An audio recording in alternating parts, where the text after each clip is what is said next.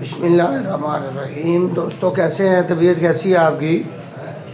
27ویں آئینی ترمیم کے پاس ہونے سے پہلے میں نے ویڈیو بنائی تھی اور یہ گزارش کی تھی کہ انشاءاللہ 27ویں آئینی ترمیم جب پاس ہو جائے گی تو ما بعد از اثرات پر انشاءاللہ تعالی میں ایک ویڈیو بناؤں گا۔ تو سب سے پہلے تو میں یہ بتا دوں کہ استثناء کو اگر آپ اسلام کے حوالے سے دیکھتے ہیں تو اسلام میں استثناء بالکل کسی قسم کا حاصل نہیں ہے۔ تاہم اگر ہم استثناء کو دو حصوں میں تقسیم کریں، ایک کو انتظامی استثناء کہہ لیتے ہیں اور دوسرے کو اخلاقی استثناء کہہ لیتے ہیں۔ انتظامی استثناء تو حاصل ہو سکتا ہے، جیسے مثال کے طور پر محکمانہ طور پر اگر کوئی آپس میں معاملات ہو گئے ہیں تو اس کو محکمہ ہی ڈیل کرے گا اور محکمانہ استثناء محکمے کے متعلقین کو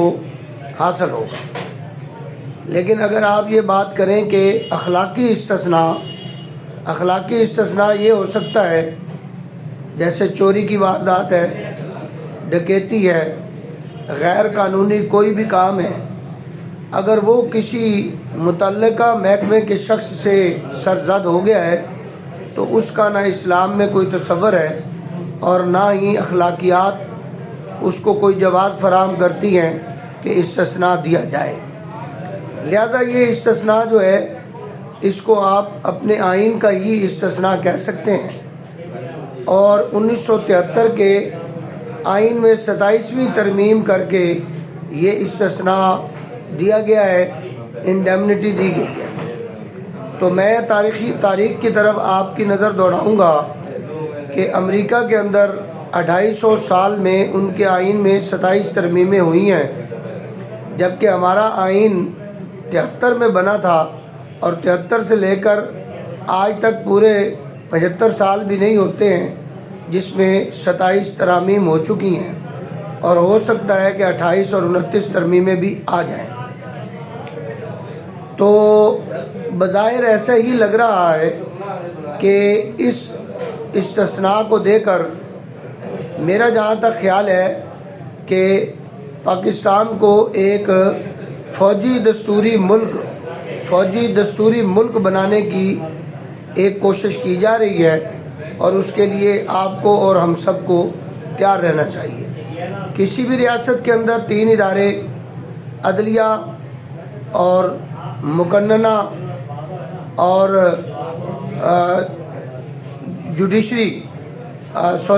عدلیہ، مقننہ اور انتظامیہ، یہ تینوں جو ادارے ہیں، ان تینوں میں پہلے تو جو اسلامی جمہوری نظام تھا اس کے اندر وہ ایک ہی ہینڈلر کے نیچے سے گزرتے تھے، اور ایک ہی ہینڈلر عدلیہ بھی ہوتا تھا، مقننہ بھی ہوتا تھا اور ایگزیکٹو بھی ہوتا تھا۔ لیکن بعد ازاں آ کر پاکستان کی جمہوریت میں اس کو علیحدہ کر دیا گیا ہے، تو چونکہ اب اس کے اثرات بھی بھگتنے پڑ رہے ہیں۔ میرا جہاں تک بلکہ خیال نہیں ہے بلکہ حقائق بھی یہی ہیں، پاکستان میں جمہوری نظام کی داغ ویل تو ڈال دی گئی تھی جب پاکستان قیام پذیر ہوا، لیکن یہاں جمہوریت پنپ نہیں سکی اور جمہوریت اس ملک کو راس نہیں آئی ہے۔ آپ ایوب خان کا دور دیکھ لیں، ضیاء کا دور دیکھ لیں، تو سب نے اپنی آمریت کو، کسی نے اسلام کے لبادے میں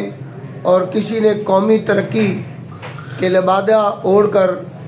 اپنی آمریت کو جواز فراہم کیا ہے۔ یہ پرویز مشرف صاحب تک تمام معاملات اسی طرح رہے ہیں، لیکن حقیقت تو یہ ہے کہ پاکستان کو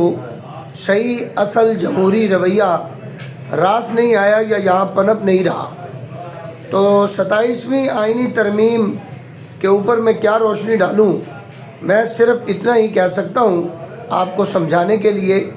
کہ پاکستان کو شاید ایک دستوری فوجی ریاست کہہ لیں آپ، دستوری فوجی ریاست بنایا جا رہا ہے، اور کہا جا سکتا ہے کہ مارشل لا کی اب ضرورت نہیں رہی، چونکہ مارشل لا پٹ گیا تھا، مارشل لا کا بیانیہ بدنام اتنا ہو گیا تھا کہ مارشل لا کو عوام قبول کرنے کے لیے تیار نہیں ہے، تو اس کی ایک دستوری شکل بنا دی گئی ہے۔ اب اس میں غالباً 28ویں اور 29ویں ترامیم بھی آئیں گی، اور ایسے ایسے فیصلے ہوں گے، ایسے ایسے فیصلے ہوں گے کہ جن فیصلوں کو دیکھ کر آپ حیران رہ جائیں گے۔ مثلا میں ابھی یہ ایک خبر سن رہا تھا، میرے دوست مار اصغر گروا ایڈوکیٹ صاحب میری توجہ اس خبر کی طرف دلا رہے تھے کہ شادی کے اوپر خوشی کا ود ہولڈنگ ٹیکس لگا کرے گا۔ FBR شادی والے گھر کو رخصتی اور بارات سے پہلے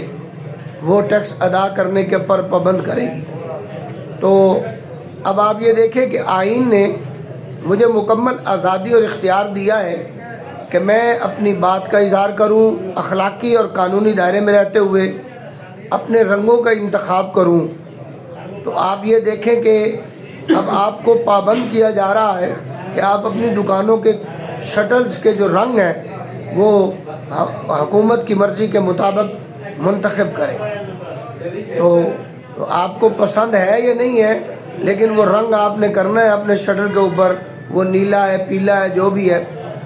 تو کل ہو سکتا ہے یہ کوئی آئین آ جائے کہ آپ کٹنگ اس طرح کریں گے جس طرح آپ کو زیر ملاحظہ تصویر میں اور ویڈیو میں میری کٹنگ نظر آ رہی ہے۔ آپ کو ہو سکتا ہے حکومت یہ کہہ دے کہ آپ کی بالوں کی کٹنگ حافظ عرفان حجرہ ایڈوکیٹ کے بالوں کی طرح ہونی چاہیے، تو پھر آپ سب بھی اس طرح ٹینڈ کروا لیجئے گا۔ مجھے کیم جون یاد آ رہا ہے جو شمالی کوریا کا پریزیڈنٹ ہے، اس نے وہاں پر اسی طرح کے قوانین بنا رکھے ہیں، کپڑا کس طرح کا پہننا ہے، کٹنگ کس طرح کی کرنی ہے، کہاں تک جانا ہے اور کہاں تک نہیں جانا ہے، اور ریاست کے کن علاقوں میں آپ داخل ہو سکتے ہیں، کن میں نہیں ہو سکتے ہیں۔ تو بھائی یہ اب کپڑوں کا انتخاب بھی ریاست کرے گی، رنگوں کا انتخاب بھی ریاست کرے گی، مجھے امید ہے۔ اور کتنی دیر آپ گھر سے باہر نکلیں گے، کتنی دیر آپ گھر سے اندر رہیں گے، تو کچھ اس طرح سی فضا مجھے نظر آ رہی ہے۔ 27ویں آئینی ترمیم اس کی پہلی اینٹ ہے، بنیادی فاؤنڈیشن ہے، جس پر دستوری فوجی آئین کا اور نظام حکومت کا یہ سارا ڈھانچہ غالباً کھڑا کیا جائے گا۔ تو میں امید کرتا ہوں کہ اللہ کرے ہمارے پاکستان کو اللہ تعالیٰ ترقی نصیب فرمائے، اور یہ جو چیزیں ہیں ان چیزوں سے اب پتہ نہیں پاکستان اور پاکستان کے عوام کس طرف جائیں گے اور کس طرف نہیں جائیں گے۔ کون نہیں جانتا کہ CCD کے یہ ماورائے عدالت قتل، لیکن عوام اس پر خوش ہے کیونکہ عوام چاہتی ہے کہ یہ ڈکیتیاں ختم ہو جائیں تو اچھا ہے۔ تو اگر